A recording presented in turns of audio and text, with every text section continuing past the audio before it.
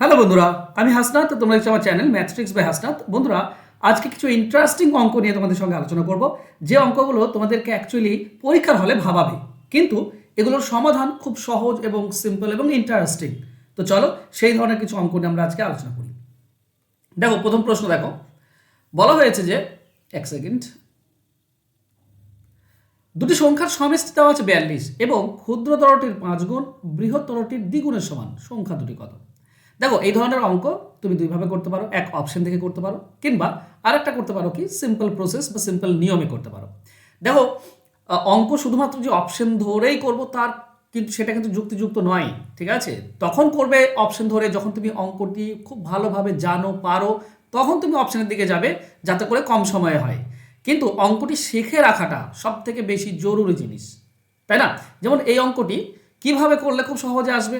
দেখো, প্রথমত অপশন একটা সংখ্যার আর একটা 5 গুণ দ্বিগুণ এরকম বলা আছে। তো বড় সংখ্যাটার দ্বিগুণ ছোটটার 5 গুণ সমান। যদি অপশন এ ধরো, তো ছোট সংখ্যাটার 5 গুণ করলে 12 5 60 হবে, আর বড় সংখ্যাটার দ্বিগুণ করলেও 60 হচ্ছে, সমান হচ্ছে। তো আমরা পেয়ে গিয়েছি আমাদের অ্যান্সার অপশন এ। কিন্তু অঙ্কটি করার নিয়মটা কি? দেখো, কত সহজে তুমি অঙ্ক পাবে। এই ধরনের অঙ্কের জিনিস মনে রেখো। যে জিনিসটা তোমাকে মনে রাখতে হবে সেটা হচ্ছে, যদি অনুপাত বের করতে চাও, রেশিও মেথড যদি করতে চাও, একটার 5 গুণ মানে কি? 5 গুণ মানে হচ্ছে 500%, আর একটার দ্বিগুণ মানে কত? দ্বিগুণ মানে হচ্ছে 200%। একটা 5 গুণ আর একটা 500% আর একটা 200% সমান।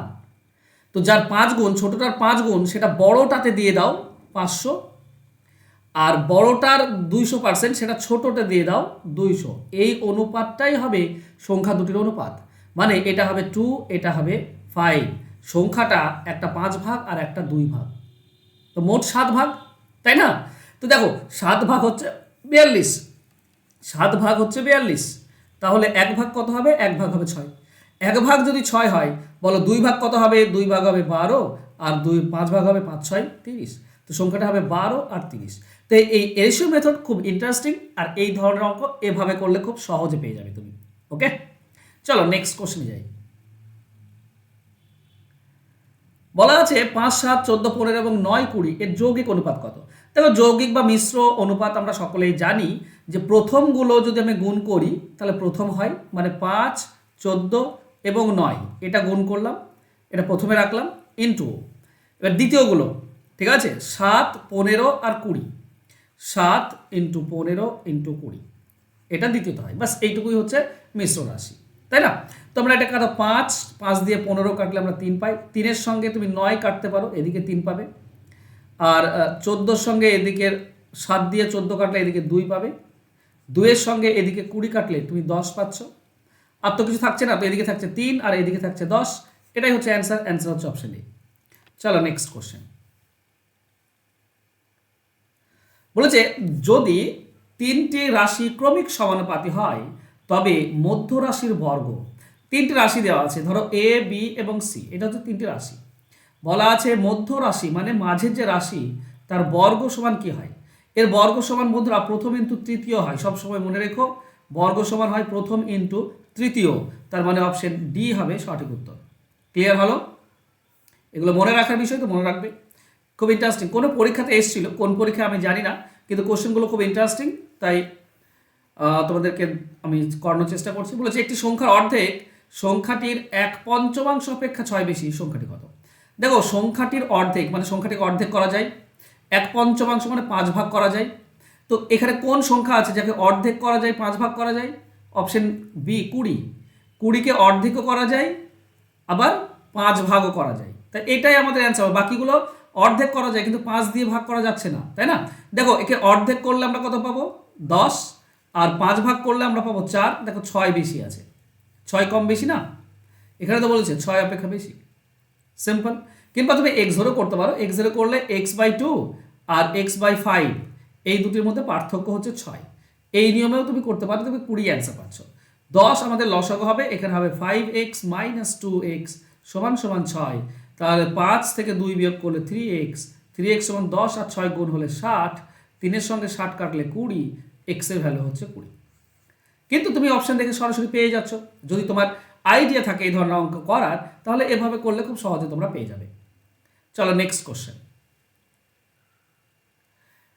তিনটি রাশি এম এন ও যদি এক্স অনুপাত ওয়াই অনুপাত জেড ক্রমিক অনুপাত থাকে তবে নিচের কোনটি সত্য। দেখো এই ধরনের অঙ্ক কনফিউজ করবে তোমাকে, পরীক্ষার হলে অবশ্যই কনফিউজ করবে, কিন্তু ব্যাপার হচ্ছে এই ধরনের অঙ্কের ক্ষেত্রে যদি তিনটি রাশির তাদের ক্রমিক সমানুপাত অনুপাতে থাকে তো প্রথম ডিভাইডেড বাই প্রথম, ঠিক আছে, এম ডিভাইডেড বাই এক্স সমান সমান এন ডিভাইডেড বাই ওয়াই সমান সমান জেড ডিভাইডেড বাই ও ডিভাইডেড বাই জেড, এটা করে দিলেই অ্যান্সার হয়ে যায়, মানে অ্যান্সার হয়ে যাবে অপশন বি।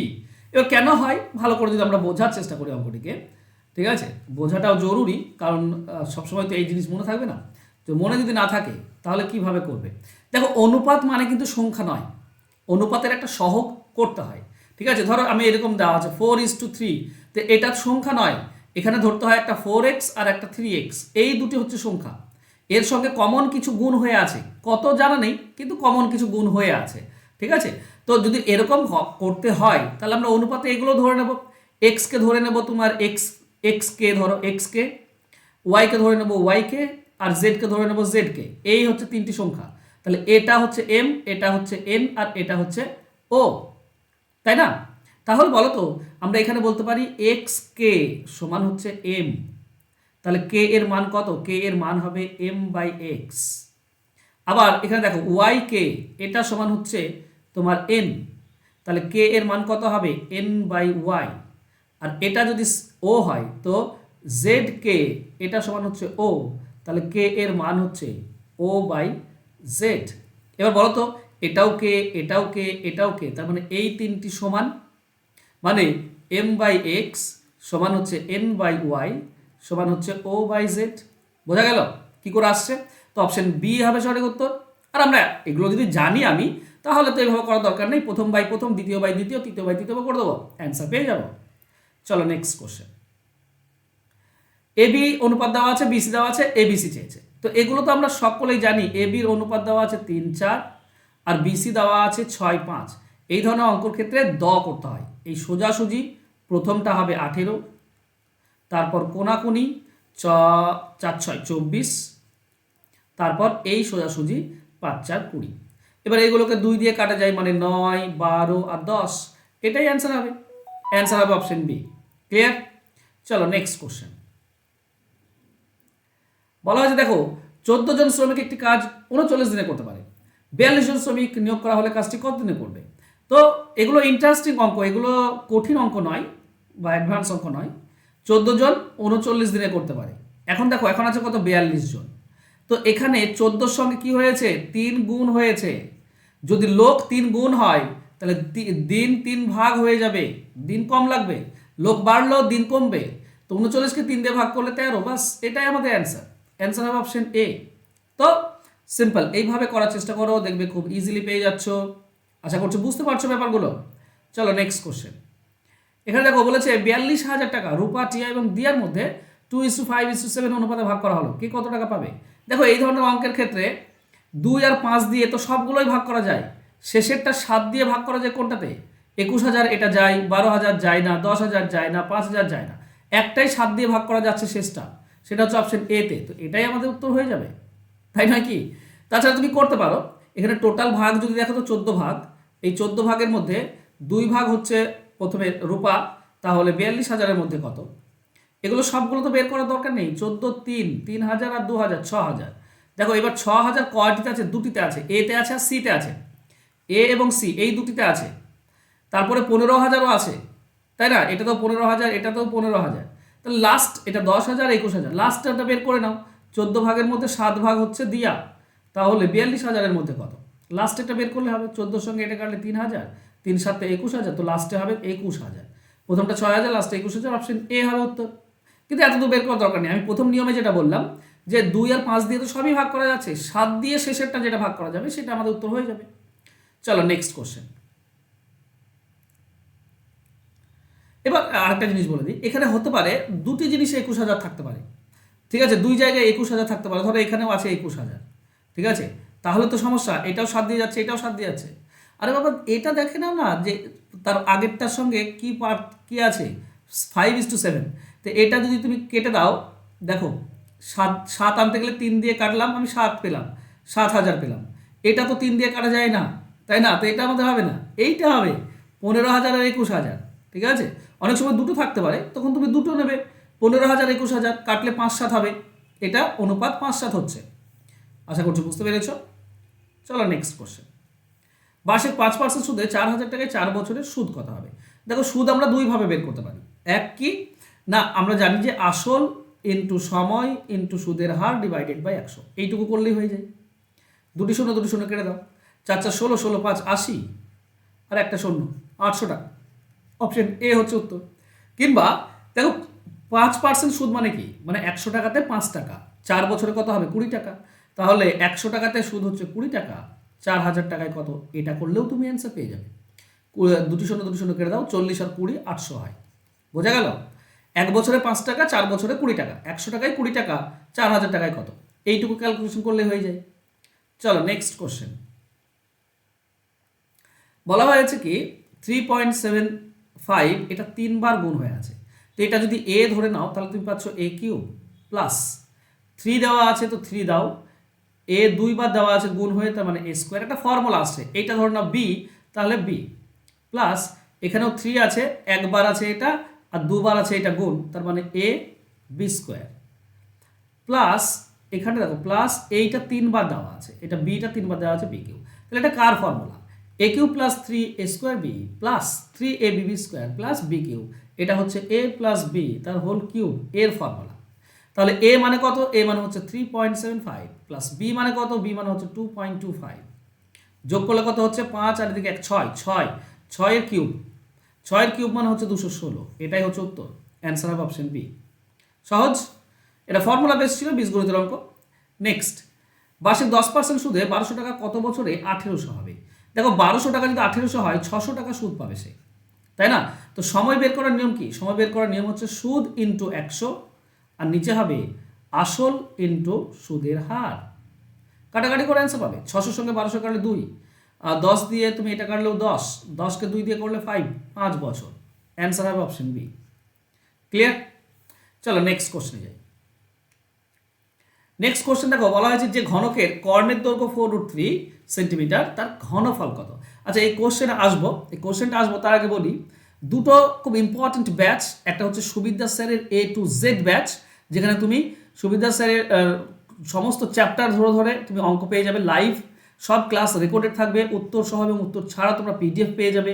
সপ্তাহে 3 দিন করে ক্লাস হয়, 1.5 ঘন্টা করে। শর্টকাট পদ্ধতিতে সমাধান পেয়ে যাবে। 299 টাকা কোর্স ফি, একবার মাত্র দিতে হবে 299, তুমি পুরোটা পেয়ে যাবে।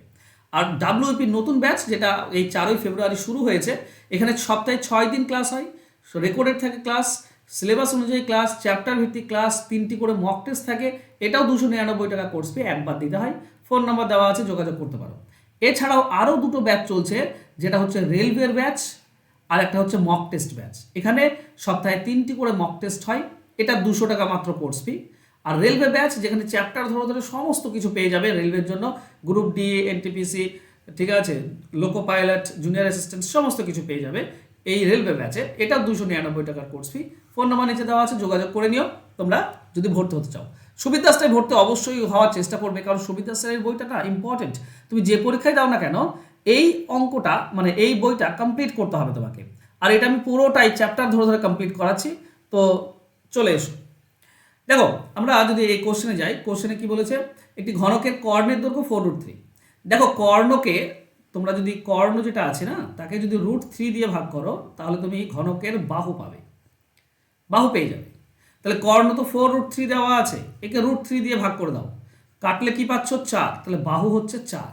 একটা ঘনকের বাহু যদি 4 হয় বন্ধুরা, ঘনকের বাহু যদি 4 হয়, তাহলে এর ঘনফল মানে আয়তন কত হবে? সেটা হচ্ছে বাহু কিউব, তার মানে 4 এর কিউব। 4 এর কিউব কত হয়? 64 হয়। তো 64 ঘন সেন্টিমিটার। অ্যান্সার হবে অপশন এ।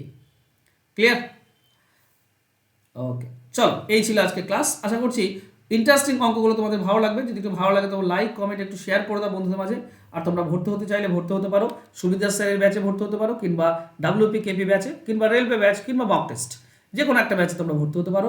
আর সব ব্যাচই কিন্তু লাইভ হয়, রেকর্ডেড থাকে, আর যত কিছু প্রয়োজন হয় আমি প্রোভাইড করার চেষ্টা করি। আর আশা করছি এগুলো তোমাদের অনেক কাজে লাগবে। তো চলো দেখা হবে নেক্সট ক্লাসে। ধন্যবাদ।